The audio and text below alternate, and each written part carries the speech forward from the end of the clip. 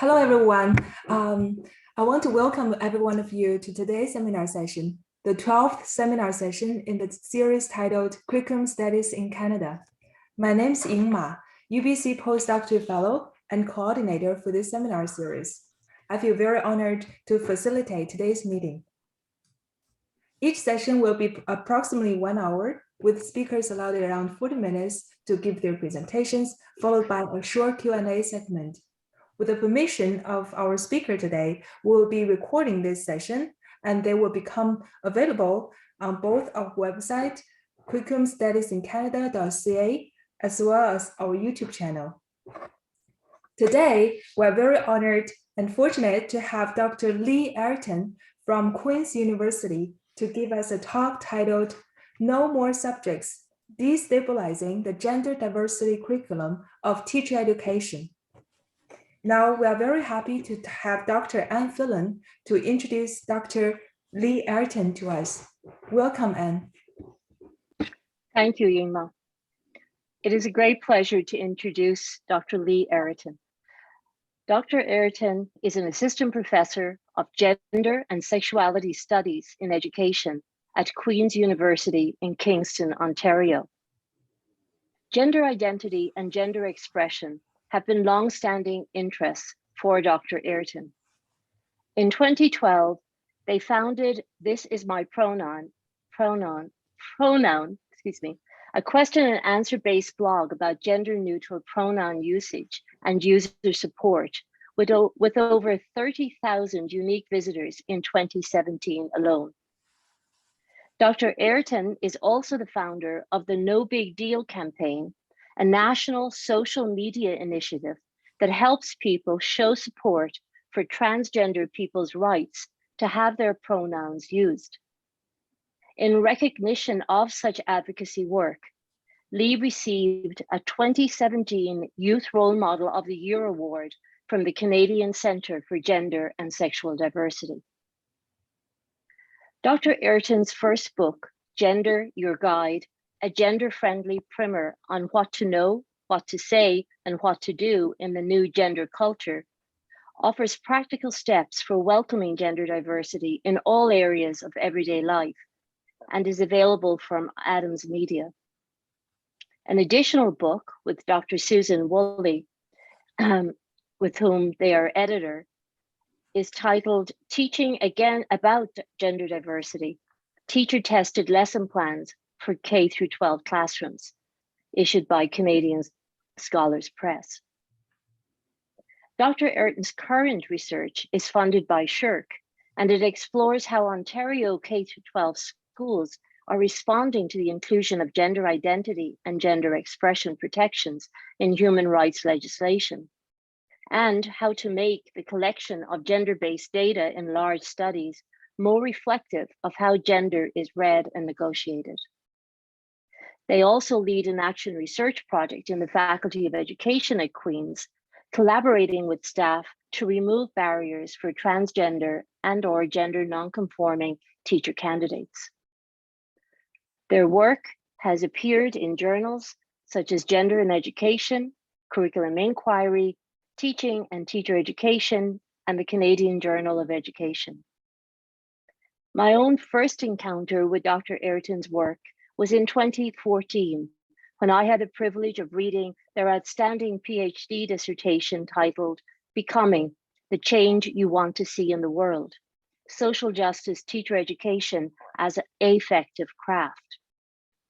A vivid illustration of post-qualitative research at its finest, the dissertation engaged readers in a complicated conversation about social justice teacher education in terms of its texture and performativity, movement and stasis, and the ways in which ordinary moments in teacher education produce quite different educational realities.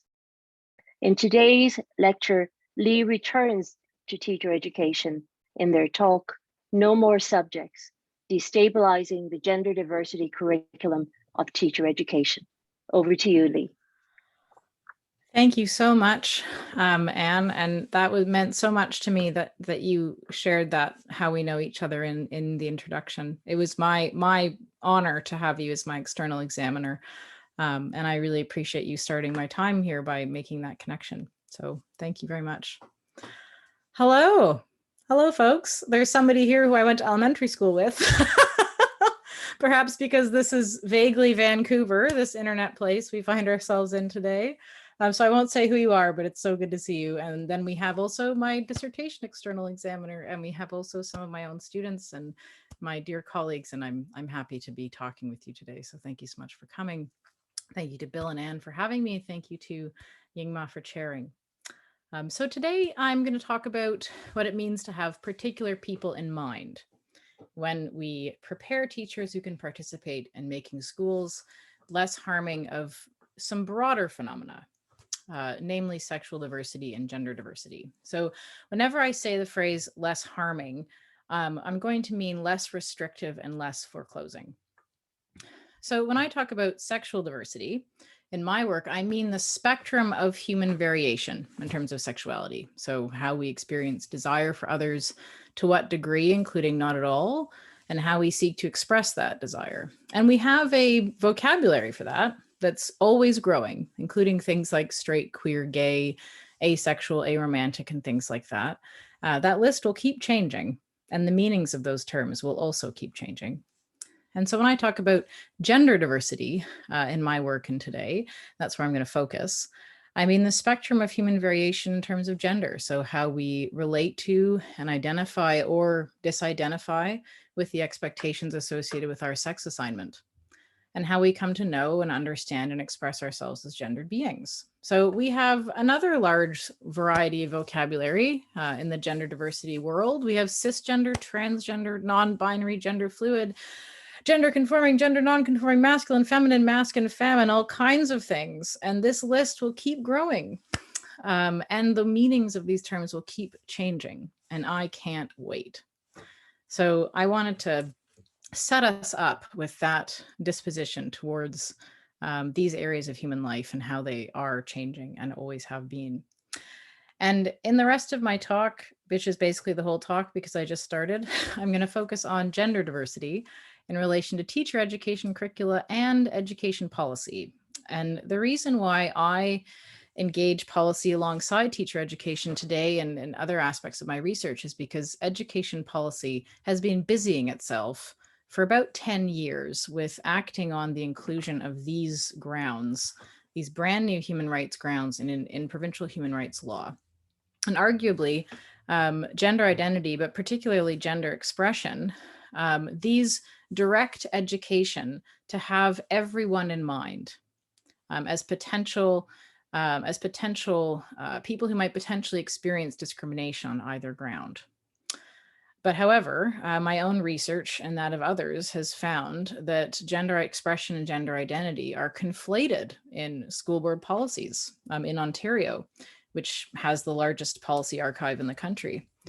And the scope of these protections and how school boards articulate them is often just isolated to trans people alone, when in fact, we know that gender expression, so how you are read, how your behavior, how your clothing, how your grooming, etc., how these things are read, that is where the rubber hits the road in terms of things like homophobia and transphobia. But homophobia for people who are not gay or are not queer. We know from CJ Pascoe's wonderful work that the term fag or FAG punishes gender nonconformity among boys, and decreasingly so sexual orientations that are not straight. So gender expression is for everyone. That is the intended scope of the protection.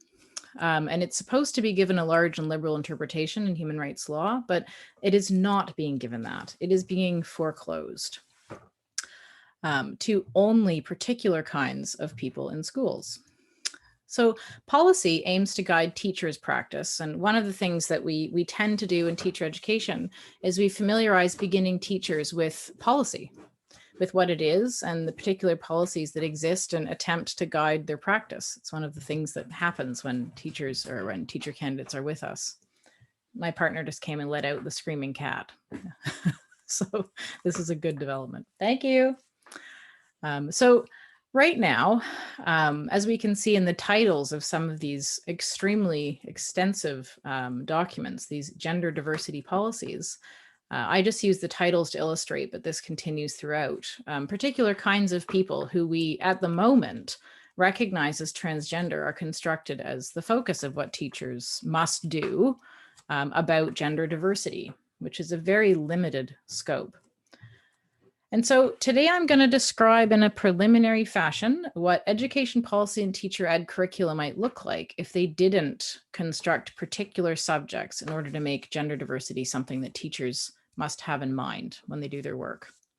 And I'll say off the bat that I'm going to be saying don't do a lot of things that are quite commonsensical, and that might be surprising or shocking. And while I say don't do a lot of commonsensical things that teachers regularly do and that we teach teachers to do, I don't mean stop doing anything. I mean, if we were to do something different, let us try some of the things that I'm going to suggest, not stop doing altogether. But before I get there, I'm actually going to tell you a story. And it's the story of this diagram. So this diagram, its initial emergence into my life as a researcher and a person was an intensive event of what Betty St. Pierre might call transgressive data. Data that comes out of nowhere and catches you up, where its significance is the effective force of how it erupts, and not necessarily its semantic content. So this hit me and my colleagues in the face, and I'll tell you a bit about how that happened. So I first encountered this diagram when I was teaching 2 research assistants how to code, pretty normal qualitative thing to do, which is funny because I also dabble in post-qualitative research, as Anne pointed out. But I was teaching folks to code the most boring, mundane thing we do in qualitative research, Canadian school board policy documents that use the terms gender expression and gender identity, because we just want to know how this is going. So this is what we did. So the RAs had coded some documents and I was reviewing what they'd done. And we were kind of going through together and scrolling from coded chunk to coded chunk to see what they'd applied and whether they were doing kind of the same thing. And this was sort of going on a bit of humdrum rhythm. But then we came to this diagram. And for a few minutes, I just sat there. I didn't know what to say. Moments, I should say, not minutes. My RAs waited for my feedback, but I had none to give because they correctly coded it. Gender fluidity, definition of a term, etc. But as I was staring at the diagram, I started muttering to myself because I was trying to make sense of it. I was trying to square what this diagram is teaching me with what I actually know about folks who are gender fluid and what that experience of gender is like. And so I was staring and I began softly chanting to myself. I was going, gender fluidity, gender fluidity. And as I was doing so, I was kind of scanning each pair of bodies and attempting think aloud descriptions. Things like man face, woman body, man leg, lady leg, and the like. And as I spoke, I actually began singing. And we all began giggling.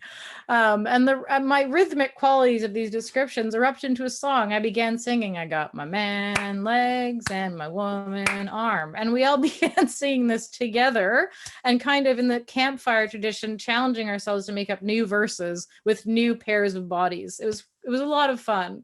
And, swaying back and forth, really got into it. And it was quite an unruly moment. It was one of my favorite research moments, and it has definitely, as a person with a post-qualitative research practice, it became extremely interesting to me to think about what was going on there.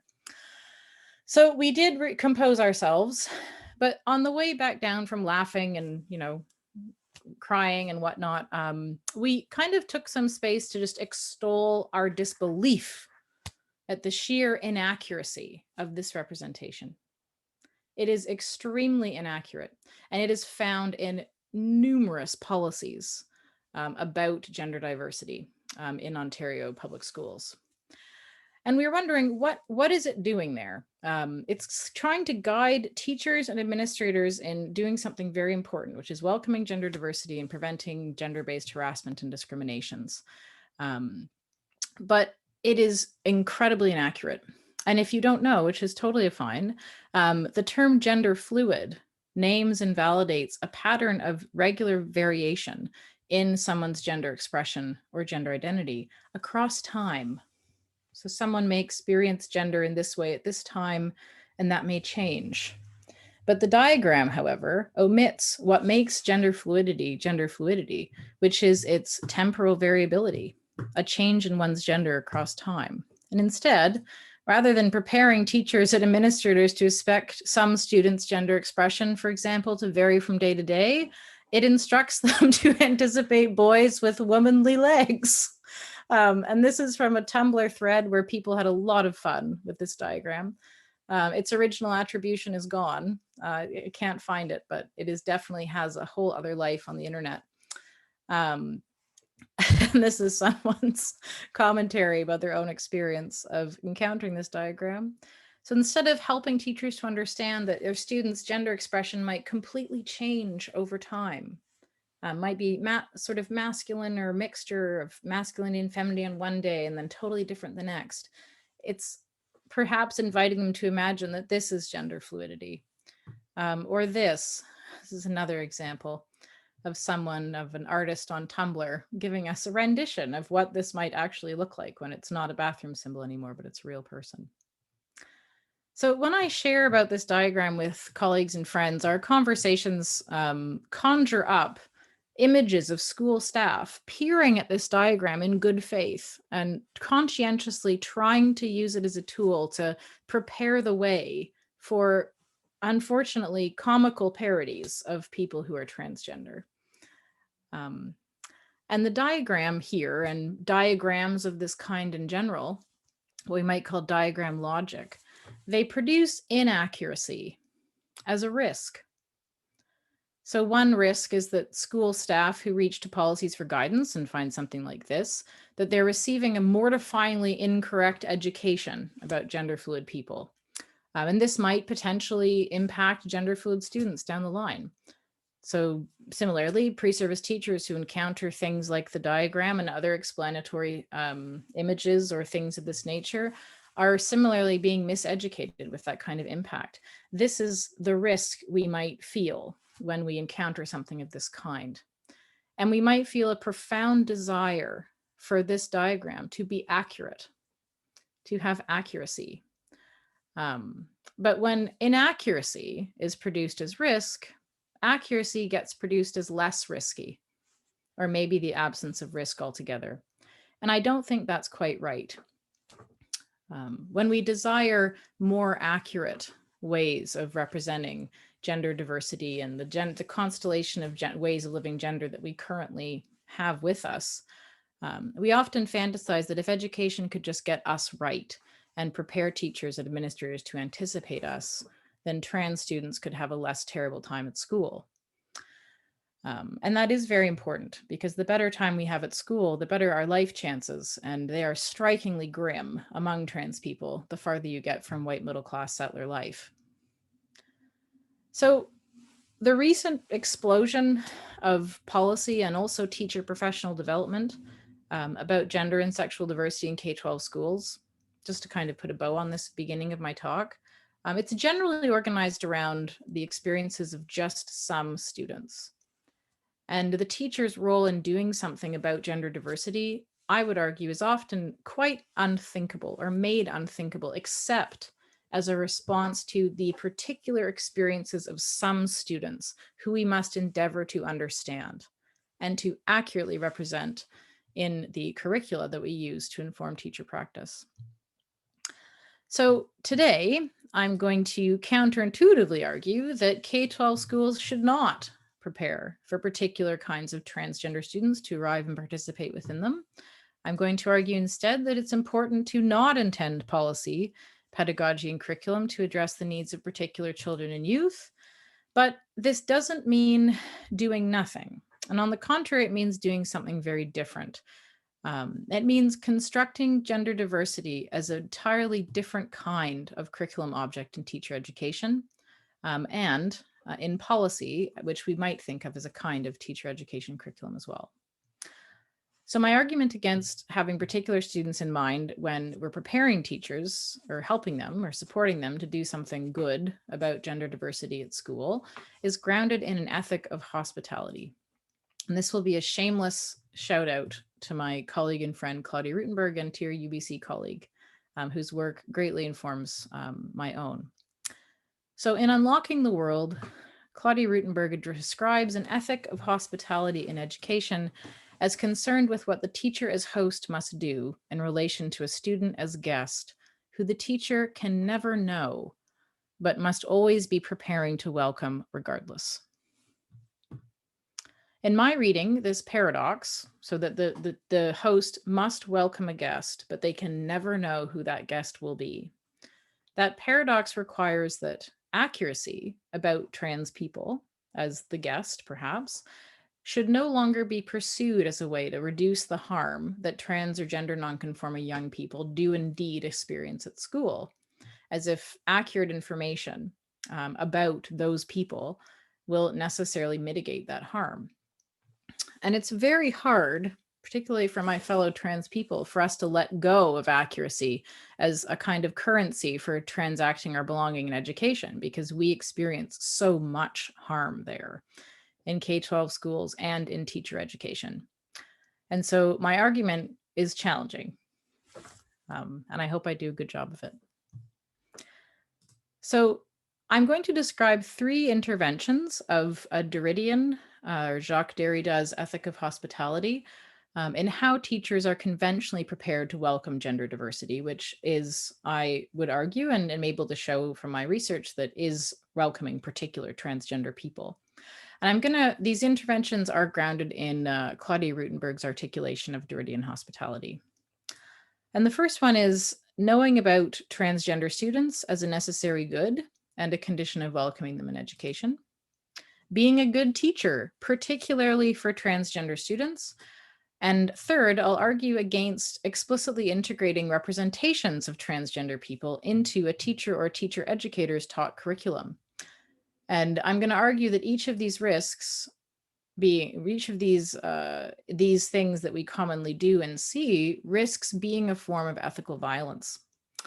And in the conclusion, I'm going to suggest a way forward that draws on hospitality ethics, as well as affect and assemblage theory. And I'll suggest some concrete ways we might think of decentering the sovereign teacher subject and what it might look like to create a gender diversity curriculum for teacher education that seeks to do just that. So for Derrida, writes Rutenberg, quote, "True hospitality requires that I receive precisely the stranger, and without first ascertaining if they are a worthy recipient of my hospitality," unquote. While knowing someone or knowing about them isn't unethical in and of itself, knowing becomes ethical violence when it's conditioned, when it is a condition, when the stranger must become less strange to me, to the host, as a condition of being welcomed. The fact of inviting anyone, of issuing an invitation to a guest in this school of thought destroys hospitality, because the guest who is invited is no longer a stranger. Rather, they've been required to make themselves known through the ordinary rituals of social life, in which invitations emerge for some because they've been found worthy of inclusion by the host. But under an ethic of hospitality, there can't be any informal or informal demand on the guest to make themselves known, precisely because this is a concealed petition for the guest to show that they are X enough to be welcomed on the host's terms. Rutenberg goes so far as to say that true hospitality annihilates itself, unquote, by surrendering the home or the school or the classroom so completely to the guest that the host or the teacher is effectively no longer the host. They are no longer the person with the power to invite or disinvite. Now, I find this to be very useful posture for teachers in relation to gender diversity, to aspire to completely cede their position of the host. An education policy about gender diversity, however, produces the expectation of a transgender student who is known to and moreover knowable by school staff. For example, the diagram claims to explain gender fluidity, or it allows a policy user to imagine that they know something about gender fluid people by virtue of having labored over the diagram to figure it out. But in reality, the diagram eradicates the otherness of gender fluid people, because what makes them other to cisnormative understandings of gender is temporal variability variation across time and not stasis. So in order to make gender fluidity intelligible, it must be destroyed by the diagram. And similarly, within an ethic of hospitality, knowing about transgender people in order to offer welcome may and probably is a form of ethical violence to gender diversity.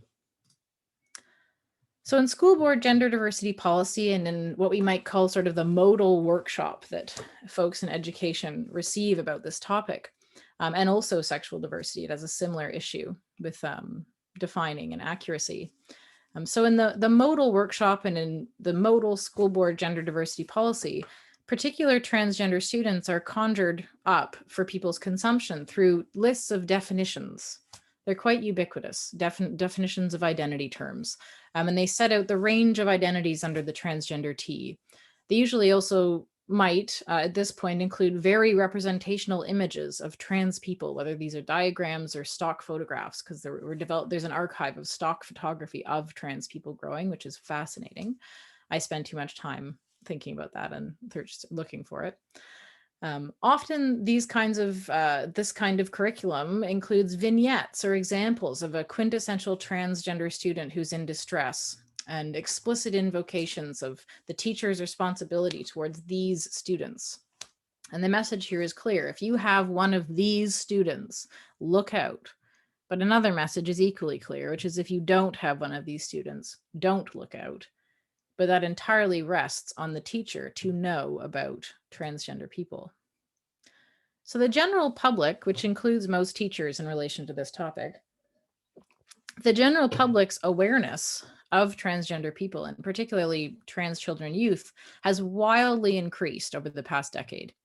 And this has led to a prevailing public investment in transgender people being who we say we are. The realness, the trueness, the accuracy of someone's claim that they are transgender is something the general public feels entitled to care about now.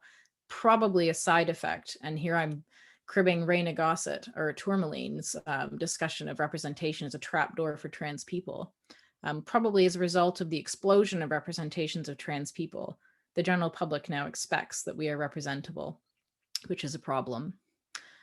So in K-12 schools, largely populated by members of the general non-trans public, I'm worried that transgender risks becoming caught up in a diagnostic discourse of something like special education, because teachers are already on the front lines of identifying behavior that deviates from a complex mixture of social and developmental norms and initiating formal processes of informing parents and suggesting that some kind of institutional identification would take place.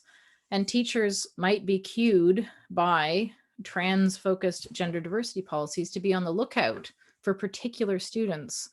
And in so doing so, might they use a barometer like persistence? So some children may be thought at risk of harm and not others because of their gender nonconformity.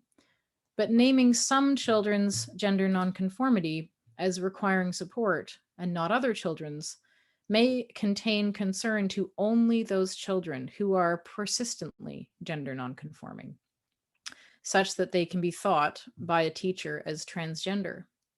But any child's gender nonconformity, whether or not they ever come to see themselves as transgender or to know themselves that way, any child's gender nonconformity, however momentary, is actually a site of risk. And it's also worthy of affirmation, regardless of how long it lasts. It's worthy of teacher vigilance and protection, whether from peers or other adults. And by directing educators to identify some kids and not others as objects of our gender-related concern, this kind of policy, this kind of way that we teach teachers about gender diversity might actually deny many children and youth the space and time and flexibility to explore their relationship with gender if they must be on the lookout for the ones who are really at risk.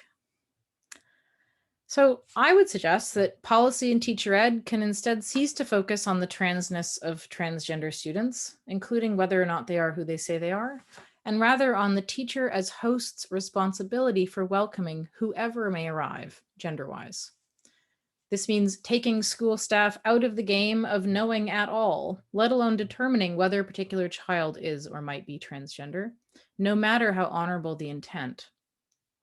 And taking teachers out of the identification game means not arming them with accurate information about people on the transgender spectrum so they know exactly what to do when they teach one. Basically means ceasing to care whether transgender people are who we say we are at all. So how can teacher education cultivate this absence of care as opposed to an overbearing presence of care for particular students on the basis of their gender modality?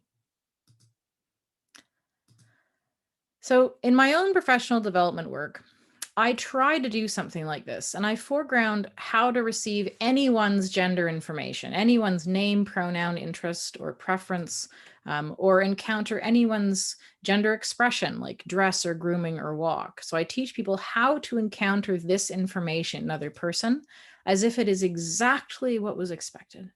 It's exactly what you expected to hear and exactly what you expected to see from this person, even if it is the farthest thing from true.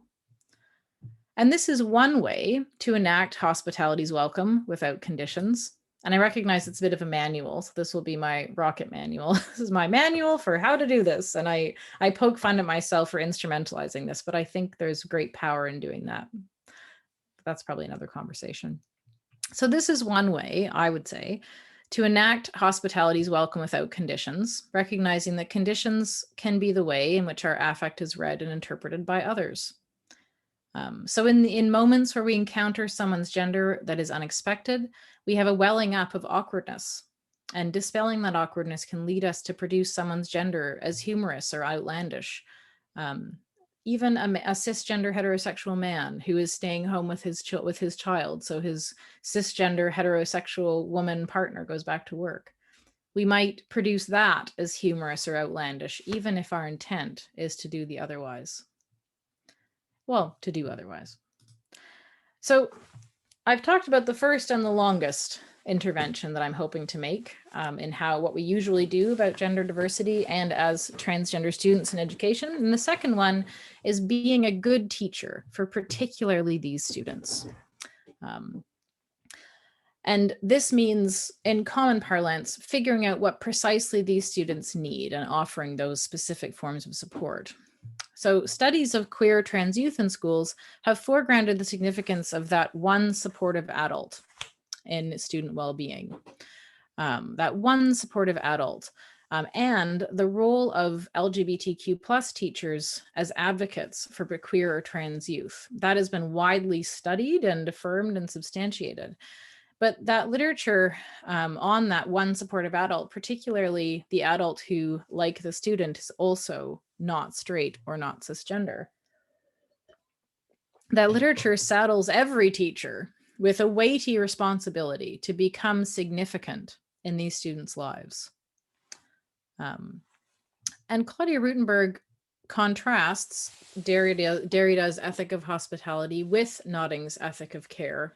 And I alluded to that a moment ago, by pointing out that Nell Noddings presumes an enduring reciprocal relationship between the carer and the cared for, between the teacher and the student. But for the teacher guided by an ethic of hospitality, quoting Rutenberg, it is not important if my students like me, or even if they remember me, as long as my teaching has allowed them to see a place for themselves in the world, unquote. An ethic of hospitality frees up queer or trans teachers from the burden of being memorable and dares to postulate that a straight cisgender teacher who unlocks the world in smaller and quieter ways might be more hospitable than a teacher who may be seeking a significant and therefore highly conditional relationship with those students, those queer or transgender students. And that relationship would be justified by claims of self-sameness that are easily dispelled by differences in generation and also social position, which I'll come back to.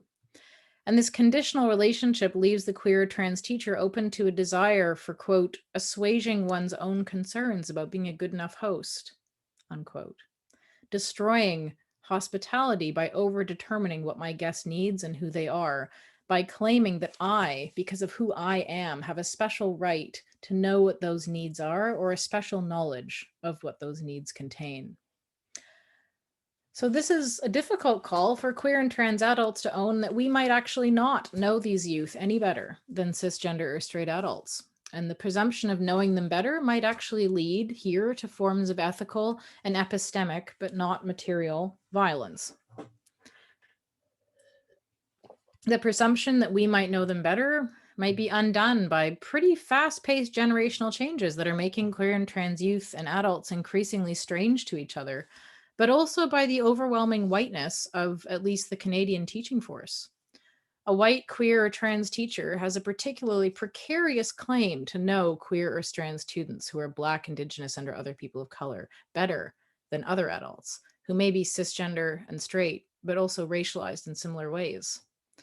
Adults might resonate with youth's experiences, but for many reasons, this resonance might render us the sort of host who expects reciprocity, or whose hospitality is made known to the guest as an invitation that is conditional, and not a visitation that is not conditional in any way. So through an ethic of hospitality, being a good teacher for trans kids means articulating and conveying absolutely no expectations of who they are, whether in advance or at any time, remembering that temporal variability is part of the spectrum of human gender diversity. How you appear today may not be how you appear tomorrow.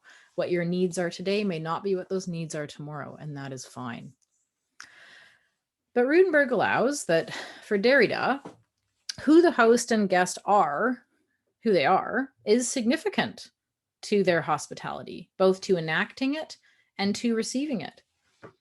The ethic of hospitality isn't gendered or culturally specific, but it also doesn't exist before it is enacted in a particular context. And so contextual considerations are relevant. A host has to consider whether this guest might have reasons to believe that my welcome may be conditional when I meet them. My welcome may not be hospitable. And so I must bear that in mind. And I'll give you an example.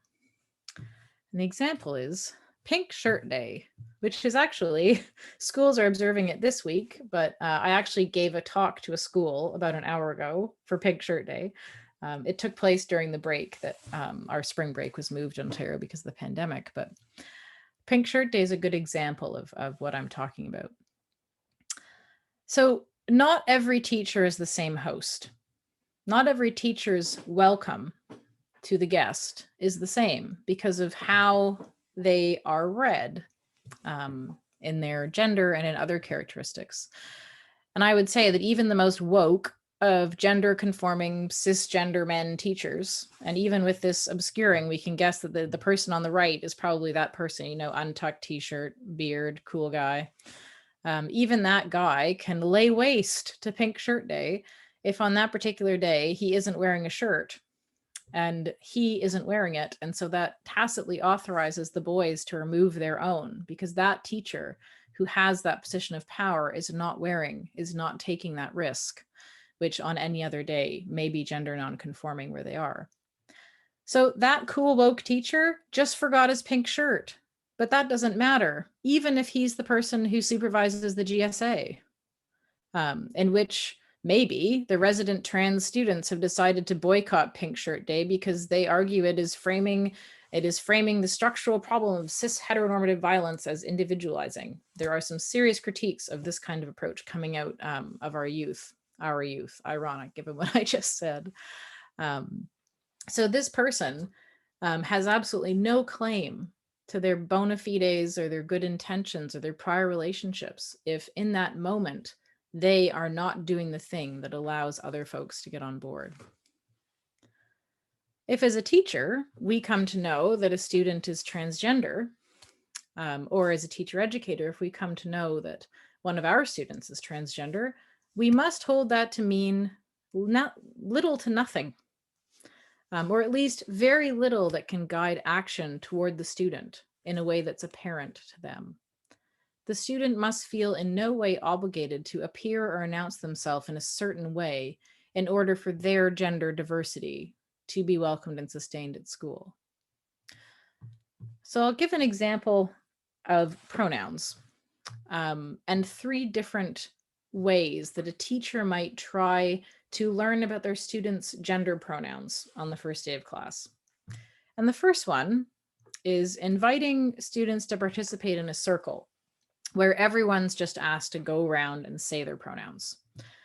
The second strategy is sort of quietly approaching students who appear to the teacher like they're gender nonconforming in some way, and check in with just them and ask them quietly, privately, hey, can I ask what your pronouns are? The third common strategy is for the teacher to share their own pronouns only, and to let students know that the door is open for pronoun conversation if they ever need one. Well, the first practice is inhospitable because its welcome is conditional on a student's certainty about the gender pronouns that work for them now and forever, because this is generally not done again and again, but usually at the first meeting of a class or a group. The second practice is inhospitable because it assumes the guest will necessarily require a welcome that references their difference, and in so doing, it may actually do violence to their alterity by presuming what they need. We might also be reminding them that their transness, if applicable, is apparent to others, when passing as cisgender is significant to their sense of themselves, if it is. And we can imagine a well-intentioned teacher's resentment if a student reacts negatively to gentle private questioning about their pronouns, and that resentment being apparent and legible and becoming conditional, compounding the scenario's ethical violence. Actually, in this frame, only the third practice is truly hospitable, providing that the teacher host does not, when issuing the invitation, let their gaze rest on students who are likely to be legible to those in the room as transgender. So Rutenberg reads Derrida as insisting that, quote, the host must elect or choose the unanticipated arrival as if the host had invited this guest, unquote. We might ask what it looks like to perform that as if in a material way, as if I invited you without even knowing who you are. And in my own teaching, I suggest that when you ask someone about their pronouns, it is vital to react with one's affect and body language as if whatever pronouns they share are precisely the ones that you were expecting to hear. Dahlberg and Moss describe the action of hospitality as, quote, a heartfelt yes, yes, yes to the unknown, whether the unknown is another type of thinking or another human being. In this case, what is required is a heartfelt, cool, thanks. Teacher education about gender diversity might entail teaching teachers to be aware of and deploy their gaze, affect, and body language, even if teacher candidates do not know that this practice has anything to do with gender at all, or with supporting particular kinds of transgender students. So I'm going to wind down by turning to the teacher's own domain of representation, their taught curriculum, and integrating gender diversity within it. Rutenberg describes what Derrida might call a hospitable curriculum as having two singular features. Such a curriculum, quote, offers a necessarily delimited course of knowledge into which students can be invited, as all standard curricula do, but also recognizes the permeability and openness to change of that curriculum and its boundaries, unquote. A hospitable curriculum doesn't throw out the canon, but it offers itself as an object of study and not only a course of study, an inheritance to which we are always responding, but we are always translating it away from its original meaning. A hospitable curriculum and its purveyors recognize that they're always teaching about gender, regardless of whether they hold themselves to be doing so. Common advice on integrating gender diversity into their taught curriculum orients the teacher away from the school's own hidden curriculum of gender and towards static representations of transgender or gender nonconforming lives. Things like the Stonewall riots, the trans pride flag, debates around trans women's participation in sport, or Bill C-16, these watershed moments that are held to be exclusively about transgender people and nobody else. However, an ethic of hospitality questions whether explicit curricular approaches are in fact inhospitable because they tell the student or the guest who they are. This holds true for transgender students, but also for students who are also being told, this is not about you. You are not this. Parceling out classroom time in which this is about you or not about you may also create conditions which the student must meet in order to be welcomed by the teacher. I've done a ton of workshops at this point, so I do purvey workshops. This is very ironic posture. But no teacher who I encounter will deny that when they're explicitly teaching or otherwise trying to engage their students around gender diversity, they have particular students in mind. And this kind of teaching is often experienced as quite risky for teachers. We know that in literature, and we also know that through the wisdom of practice and being collegial, is that this is experienced as a risky thing to do. In some places, it might be felt as jeopardizing your employment or your credibility or your relationships with parents or with your colleagues. So when we imagine a nervous teacher delivering their careful lesson that they've found or created about this topic in some way, or introducing a painstakingly selected and scaffolded text about transgender people, we can imagine, what if their trans students, or the ones they have in mind, just don't give a shit? And I use that profanity because that would be quite alienating. I've worked so hard to do this, and you don't care. What a jolt, and also quite likely. And given the number of out and increasingly parentally supported K-12 transgender students, we can imagine the student or their parent taking issue with what the teacher did or that they did it wrong in some way. And I just wonder, how likely is it that that teacher is going to be able to summon the grace in those circumstances to recognize that their own curriculum is in some way the canon, and to recognize these responses as critiques of its canonization, even of particular ways of being trans. So as a teacher educator, I often find myself talking with a teacher who shamefacedly confesses to me that they've said something wrong, that they've made a mistake. Maybe they said an outmoded term like transsexual instead of transgender, and they received the wrath of a student. And in these moments, I generally reply in two ways. I reply that, well, remembering that wrath is usually what's shared with me. It's like people would like absolution from me about something experience they've had. I reply that, well, making a good faith mistake doesn't give a student license to treat you that way. And that there's actually a lot of debate around identity terms that are currently being circulated, and nobody owns their meaning, including that wrathful student. And my teacher interlocutor is usually very surprised that I would take their side, but that's not actually what's happening. Rather, when I reply this way, I'm insisting that queer and or transgender young people have the right to, quoting Rutenberg, study the histories of the identity categories that one inhabits, not to reify them, but in order to see the breaks and metonymic shifts that have occurred and that offer spaces for transgressive uptake. Unquote. In responding to a wrathful student who disciplines the teacher for saying the wrong term, a teacher can choose to participate in that student's foreclosure of transgender alterity, in that student claiming that they of all people know what can be said and what that means, or the teacher can take a risk and offer a hospitable gender diversity curriculum to even a transgender student by helping them understand that there's actually more to know about transness than the contested meaning of a particular term. Other transgender people may have different relationships with that term in question. And in so doing, the teacher is guided by the concern that, quote, the actions of this guest will make the world a less hospitable place for other newcomers, unquote, including those who are trans and bring different relationships with relevant terms or communities. And the teacher's affect here is critical in responding, because the guest-host relationship may become conditional on that student's ability to weather what they might feel in that moment as the teacher's own wrath. But I believe that a teacher can refuse to be disciplined by a student in a way that is still legible as hospitable.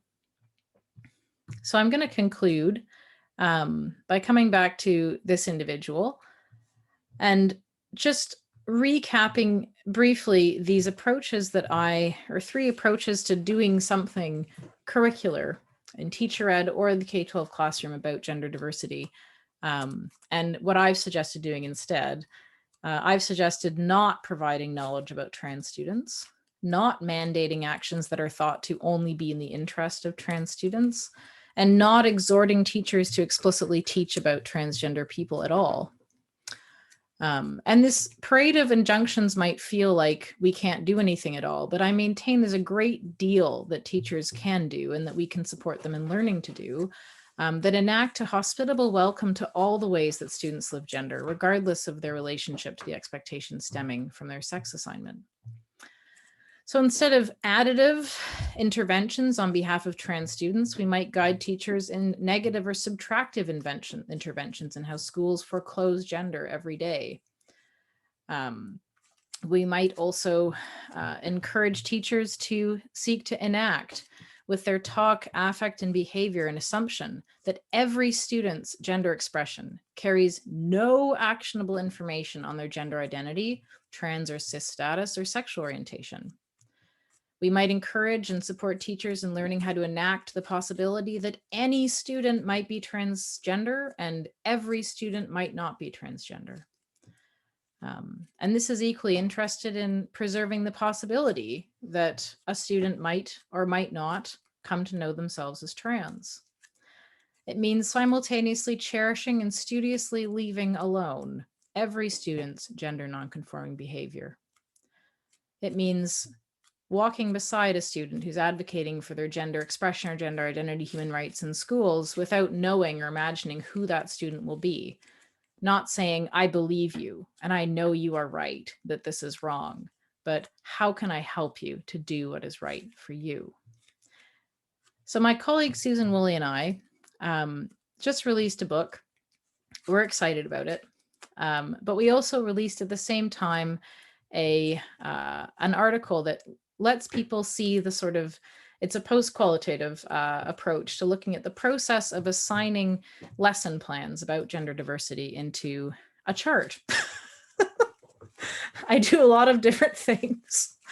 So we wanted teachers to have a sense of what's a good starting place for you in your school. So we thought there's some things we can imagine going well in a school where there's little or no tolerance for gender nonconformity, and there's some things we can imagine going better in a school where these things are unremarkable.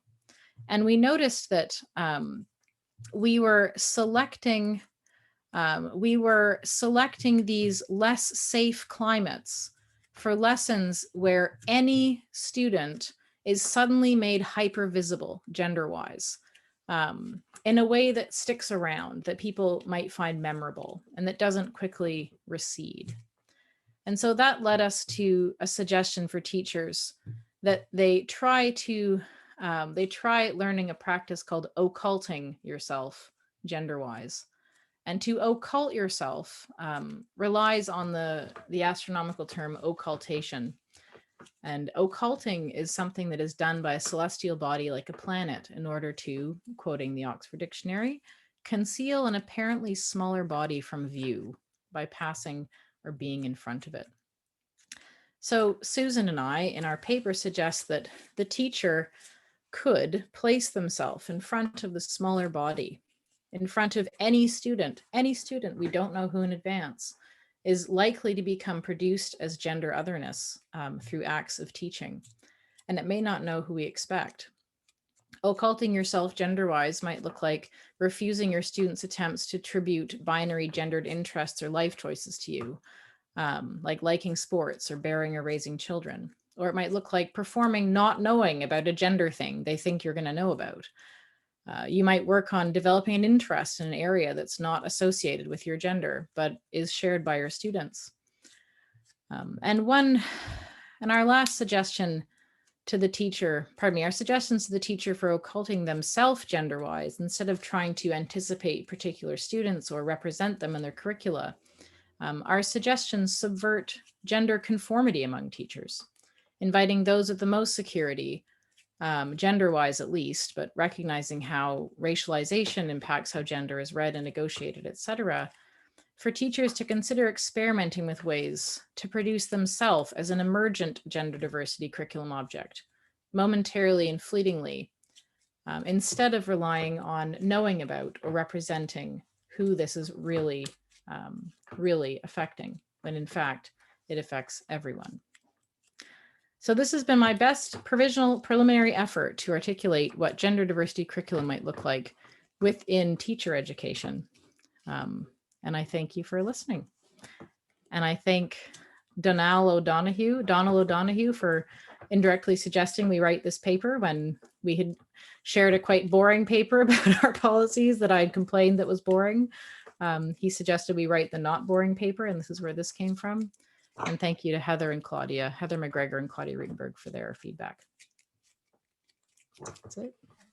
Thank you so much, Dr. Airton, for your very intriguing and very powerful speech. And right now we have a few minutes for any comments or questions. So you can just unmute yourself and make your comments or raise any questions. And I'm good to stick around for a while, so sorry I prattled on. I'm not rushing out at 2 if people have questions. Might we stop the recording for the Q&A? If you want to stop it, we could stop it. In my experience of recorded events, that tends to make Q&A take place more fluidly. But I leave that to you, Anne and Bill Yingma. So as you wish. I mean, which one, either way you prefer. Yeah. You can stop or continue. I think you could go ahead and stop the recording, Ying. Okay, sure.